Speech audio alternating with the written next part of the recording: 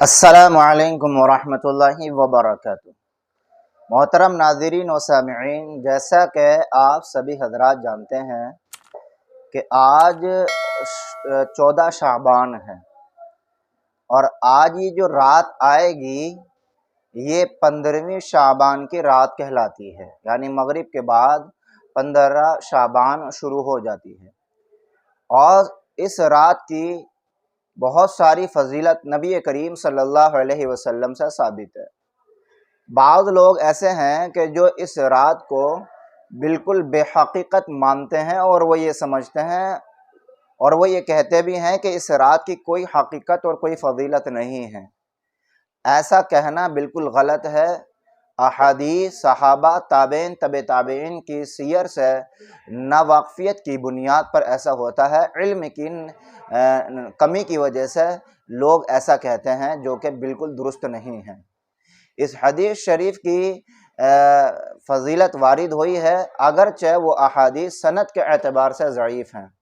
10 صحابہ کرام رضوان اللہ علیہم اجمعین سے اس حدیث کی فضیلت ثابت ہے، اور جو احادیث ضعیف ہیں ان کی تائید میں دوسری احادیث بھی آئی ہیں، اور یہ حدیث کا اصول ہے کہ جب کمزور حدیث کی تائید میں یعنی اس جیسی دوسری روایات آ جاتی ہیں تو حدیث کی کمزوری دور ہو جاتی ہے۔ ایک چیز تو یہ ہے، اور دوسری چیز یہ ہے کہ جس عمل کے بارے میں، جس عمل کے ثبوت میں صرف ضعیف احادیث ہوں اور قوی احادیث نہ ہو، صحیح احادیث نہ ہو، تو پھر ان ضعیف احادیث کا اعتبار کیا جاتا ہے فضائل میں، فضائل اعمال میں اعتبار کیا جاتا ہے۔ جن احادیث کے مقابلے میں صحیح درجے کی احادیث نہ ہو، تو شب بارات کی جو رات ہے اس کے بارے میں بھی یہی مسئلہ ہے کہ اس کے بارے میں جو بھی فضیلت ثابت ہے وہ سند کے اعتبار سے ضعیف ہیں، لیکن اس کے مقابلے میں صحیح درجے کی روایت نہیں، اور دوسرا یہ اس کی تائید میں دوسری روایات ہیں، اور تیسرا یہ کہ 10 صحابہ سے تقریباً اس حدیث کی فضیلت ثابت ہے۔ تو ان لوگوں کا یہ کہنا کہ اس رات کی کوئی حقیقت نہیں ہے، غلط ہے۔ لیکن اس رات میں کیا کرنا چاہیے، کیا نہیں کرنا چاہیے، اس میں اکثر مسلمان جو ہے وہ غلط سلط کام کرتے ہیں، لیکن اس ویڈیو میں آپ کو ہم بتاتے ہیں کہ اس رات میں ہمیں کیا کرنا چاہیے، کس طریقے سے کرنا چاہیے اور کیا نہیں کرنا چاہیے۔ تو دیکھیے، سب سے پہلا کام جو ہمیں اس رات میں کرنا ہے، شب برات میں کرنا ہے، وہ یہ ہے کہ اس رات میں ہم عبادت کریں۔ اب عبادت کرنا یہ بھی کوئی ضروری درجے کی چیز نہیں ہے۔ آپ اگر عشاء کی نماز پڑھ کر سو رہے ہیں اور فجر کی نماز اٹھ کر پڑھ رہے ہیں تو آپ ذرہ برابر بھی گناہ گار نہیں ہیں، لیکن افضل اور مستحب بات یہ ہے کہ آپ رات کے کچھ حصے میں عبادت کر لیں۔ اب عبادت کیا کرنی ہے، تو اب عبادت کا بھی کوئی خاص طریقہ منقول نہیں ہے۔ آپ چاہیں نفل پڑھنا ہے، آپ چاہیں درود شریف پڑھنا ہے، آپ چاہیں تسبیح پڑھنا ہے، آپ چاہیں قرآن پڑھنا ہے، آپ چاہیں ذکر و اذکار کرنا ہے، آپ چاہیں صلاۃ و تسبیح نماز پڑھنا ہے، یا اس کے علاوہ آپ جو چاہیں عبادات کر سکتے ہیں شریعت کی طرف سے۔ اس رات میں کوئی خاص عبادت مروی اور نقل نہیں ہے۔ ایک چیز تو یہ ہو گئی، اور دوسری چیز یہ ہو گئی کہ اس رات میں اجتماعی عبادت نہیں کرنا چاہیے، یعنی کوئی کہنے لگے کہ بھئی نفل نماز تو ہمیں پڑھنی ہے لیکن اس کی جماعت کریں، تو یہ بھی جائز نہیں ہے۔ اور اگر کوئی یہ کہنے لگے کہ صلاۃ تسبیح نماز پڑھنی ہے جماعت کے ساتھ، وہ بھی درست نہیں ہے، وہ بھی غلط طریقہ ہے۔ اس رات میں اجتماعی عبادت نہیں ہے، انفرادی یعنی گھر میں خاموشی کے ساتھ عبادت کریں۔ نبی کریم صلی اللہ علیہ وسلم کا معمول یہ ہے، آپ کا طریقہ یہ ہے کہ اس رات میں قبرستان جاتے ہیں۔ اما عائشہ رضی اللہ عنہ کو بھی خبر نہیں ہے، وہ تو اچانک ان کی آنکھ کھل گئی تو پتہ چل گیا، ورنہ تو وہ بھی پتہ نہیں چلتا۔ تو یہ رہا رات کو عبادت کرنے کے تعلق سے۔ اب ایک مسئلہ اور ہے، وہ ہے قبرستان جانے کا۔ تو دیکھیے، پوری زندگی میں نبی کریم صلی اللہ علیہ وسلم سے اس رات قبرستان جانا ایک مرتبہ ثابت ہے، اس سے پہلے کوئی ثبوت نہیں، اس کے بعد کوئی ثبوت نہیں۔ اب اگر کوئی بندہ زندگی میں ایک مرتبہ نبی کریم صلی اللہ علیہ وسلم کی اس سنت کی اتباع کرتے ہوئے ایک مرتبہ قبرستان چلا جاتا ہے تو وہ بھی ٹھیک ہے، وہ بھی مستحب اور سنت درجے کی چیز ہے۔ اور اگر نہ جائے تو پھر بھی کوئی مسئلہ نہیں ہے، لیکن قبرستان یہ جو پوری بارات کی بارات جاتی ہے، پورا ہجوم کا ہجوم جاتا ہے، اب قبرستان میں بہت زیادہ روشنی کا انتظام کیا جاتا ہے، قمقموں کا انتظام کیا جاتا ہے، اگربتی جلائی جاتی ہیں اور اس میں موم بتی جلائی جاتی ہیں، اور قبروں کو سجایا جاتا ہے، قبروں پر چونا لگایا جاتا ہے، قبروں کو اونچا کیا جاتا ہے، قبروں پر چادر چڑھائی جاتی ہے، اور قبروں پر پاس بیٹھ کے پتہ نہیں کیا کیا اول جلول کیا جاتا ہے۔ یہ سارے کام ناجائز ہیں اور گناہ کے کام ہیں۔ بس آپ کو قبرستان کیسے جانا ہے کہ بھئی سنت طریقے سے جانا ہے۔ آقا نبی کریم صلی اللہ علیہ وسلم کا معمول یہ ہے کہ جب بھی آپ قبرستان جاتے ہیں، آپ سب سے پہلے قبر والوں کو سلام کرتے ہیں، السلام علیکم یا اہل القبور، یغفر اللہ لنا ولکم انتم سلفنا ونحن بالاثر۔ یہ قبرستان میں جانے کی دعا ہے۔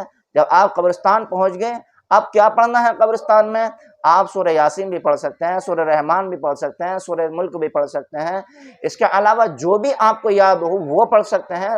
درود شریف پڑھیں آپ، اور چاروں کل پڑھنا ہے، سورہ اخلاص، سورہ تکاثر پڑھنا ہے۔ جو بھی آپ کو یاد ہو، جتنا یاد ہو آپ پڑھ سکتے ہیں، کم پڑھ لیں، زیادہ پڑھ لیں، اور پھر دل میں یہ ارادہ کرنا کہ اے اللہ جو کچھ میں نے پڑھا ہے اس کا ثواب جتنے بھی یہاں پر مرحوم مرد عورت ہیں ان سباب کی روحوں کو میرے اس پڑھنے کا ثواب عطا فرما۔ اور قبرستان جب جائیں تو اس نیت سے جائیں کہ مجھے آخرت یاد آئے، مجھے اپنی قبر یاد آئے، مجھے اپنی موت یاد آئے، مجھے اپنا حشر یاد آئے، اس نیت سے جائیں۔ لو جی صاحب، یہ قبرستان جانے کا طریقہ ہے، اور یہ کام کرنے کے بعد آپ قبرستان سے صحیح سلامت اپنے گھر واپس آ جائیں، اور لو صاحب یہ ہو گیا۔ اب یہ رات آپ کی ہو گئی۔ اب ایک کام اور ثابت ہے، وہ ہے جیسے کہ آج رات ہوگی شب برات کی، تو اب جو کل کا دن ہے اس میں روزہ رکھنا چاہیں تو روزہ رکھ لیں، وہ بھی مستحب عمل ہے، اور اگر نہ رکھیں تب بھی کوئی مسئلہ نہیں ہے اور رکھ لیں تو بڑی اچھی بات ہے۔ اور اس پورے مہینے میں جس دن بھی آپ روزہ رکھ لیں گے وہ پورے مہینے میں ثواب برابر ہے۔ ایسا نہیں ہے کہ اگر آپ 15ویں شعبان کا روزہ رکھیں گے تو اس کا ثواب زیادہ ہے، باقی آگے پیچھے کسی دن روزہ رکھیں گے تو اس کا ثواب کم ہے، ایسا نہیں ہے۔ تو یہ مکمل تفصیل میں نے آپ کو شب برات کی بتا دی کہ کیا کرنا ہے کیا نہیں کرنا، اس کے مطابق ہم عمل کریں انشاءاللہ ثواب ہی ثواب ملے گا۔ اور دوسری چیز جو ہے وہ یہ ہے کہ اس رات کا کسی بھی پکوان سے کوئی تعلق نہیں ہے، نہ حلوے سے، نہ کھچڑی سے، نہ زردے سے، اور نہ اڑد گوشت چاول سے، نہ مسور کی دال چاول اور گوشت سے، کسی بھی پکوان سے اور کسی بھی کھانے سے اس رات کا کوئی تعلق نہیں ہے۔ اور کیونکہ بعض لوگ یہ کہتے ہیں نا کہ بھئی شب برات کے موقع پہ حضور صلی اللہ علیہ وسلم کا دندان مبارک شہید ہو گیا تھا، تو آپ نے اس رات میں حلوہ بنوا کر کے کھایا تھا اور کھلایا تھا، ایسا کہیں سے کہیں تک بھی کوئی چیز بھی ثبوت نہیں ہے۔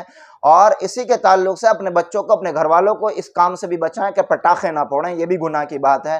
اور آخر میں ایک بات اور میں آپ کو بتاتا چلوں، وہ یہ ہے کہ بعض لوگ یہ دیکھتے ہیں اور یہ کرتے ہیں، جیسا کہ آپ یہ اسکرین پر بھی دیکھ رہے ہیں، میرے واٹس ایپ پر آیا تھا، وہ یہ ہے کہ بعض لوگ یہ کہتے ہیں کہ بھئی اس رات میں 6 رکعت نماز ادا کرنی چاہیے، اس میں سے 1 رکعت میں جو ہے نیت کریں کہ میری رزق میں برکت ہو جائے، ایک میں یہ نیت کریں کہ میرا جو ہے ایمان پر خاتمہ ہو جائے، ایک میں یہ نیت کریں کہ مجھے کوئی پریشانی نہ ہو، ایک میں یہ نیت کرے کہ میری عمر بڑھ جائے، ایک میں یہ نیت کرے کہ میرا کاروبار بہت ہو جائے، ایک میں یہ نیت کرے کہ میری عمر دراز ہو جائے۔ یہ مختلف نیتیں ہیں کہ جن نیتوں کو ان 6 رکعت میں کرنا ہے اور پھر ان 6 رکعتوں کو پڑھنا، ان 6 رکعتوں کا کہیں سے کہیں تک بھی کوئی ثبوت نہیں ہے، اس لیے ان 6 رکعتوں کو نہ پڑھیں۔ اگر کوئی پڑھے گا تو گناہگار ہوگا، کیوں؟ اس لیے کہ نبی صلی اللہ علیہ وسلم سے یہ 6 رکعت پڑھنا کہیں سے کہیں تک بھی کوئی ثبوت نہیں ہے۔ خود بھی بچیں، اپنے آپ کو بھی بچائیں۔ تو یہ مکمل بائے ڈیٹا میں نے آپ کو شب برات کے تعلق سے بتا دیا ہے، اس کو سنیں بھی غور سے۔ اگر ایک مرتبہ سمجھ میں نہ آئے تو 1 مرتبہ اور سن لیں، 3 مرتبہ سن لیں، کیونکہ نبی صلی اللہ علیہ وسلم کی عادت شریفہ تھی کہ آپ ایک بات کو 2 یا 3 مرتبہ بتا دیا کرتے تھے، تاکہ آپ کے صحیح معنی میں صحابہ کے صحیح طریقے سے سمجھ میں آ جائے۔ اب اگر میں ایک بات کو 3 مرتبہ کہوں گا تو جو 10 منٹ کی ویڈیو ہے وہ بنے گی آدھا گھنٹے کی، تو آپ تو بور ہو جائیں گے آدھا گھنٹے کی وہ ویڈیو سنتے سنتے۔ تو بہتر یہ ہے کہ آپ اس ویڈیو کو 2 مرتبہ سن لیں، 3 مرتبہ سن لیں، تو یہ ایسے ہی ہو جائے گا جیسا کہ میں نے خود 1 2 3 مرتبہ کہہ دیا ہو۔ تو اس ویڈیو کو آپ خود بھی سنیں اور دوسروں کو بھی شیئر کریں، گھر والوں کو بھی سنائیں، اور جتنا اس ویڈیو میں سن رہے ہیں اتنے ہی کریں، اس سے زیادہ نہ کریں۔ اور خاص طور سے نوجوانوں سے میں اپیل کرتا ہوں، گزارش کرتا ہوں کہ آپ ادھر ادھر بھیجا نہ گھومیں دوستوں کے ساتھ، جیسے کہ آپ بارات کی شکل میں 4-4-5 دوست اکٹھے ہو گئے، کبھی قبرستان جا رہے ہیں، کبھی موٹر سائیکل سے ادھر ادھر دندناتے پھر رہے ہیں اور فراٹے مارتے ہوئے شہر میں گھوم رہے ہیں۔ اس سے جان کا بھی خطرہ ہے، بہت ساری چیزوں کا خطرہ ہے، چوٹ پھینٹ لگنے کا بھی خطرہ ہے۔ اس لیے اگر آپ یہ کریں تو بالکل آپ اس رات میں نہ جاگیں، آپ کا جاگنا عبادت نہیں ہے۔